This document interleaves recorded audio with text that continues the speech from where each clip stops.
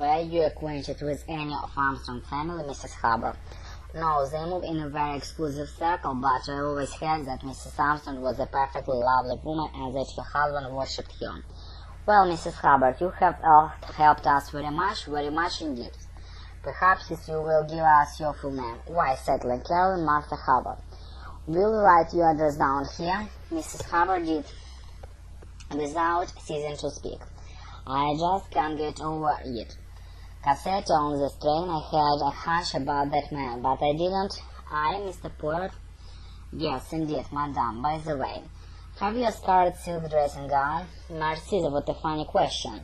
Why, no, I've got 2 dressing gowns with me, a pink flannel, that kind of cozy on a boarding ship, and one my daughter gave me as a present, a kind of local affair in purple silk.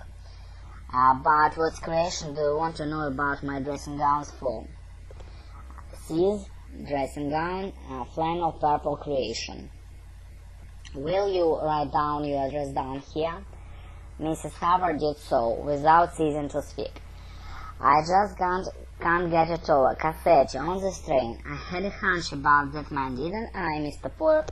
Yes, indeed, madame. By the way, have you a scarlet silk gown?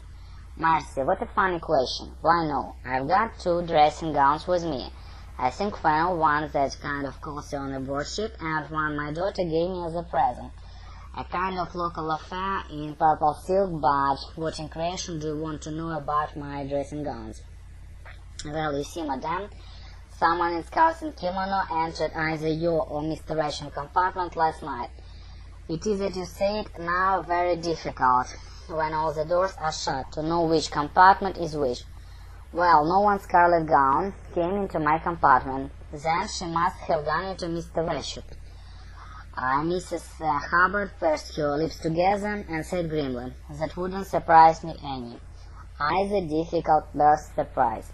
Репетитор по скайпу, Смарт-Фишер, 190.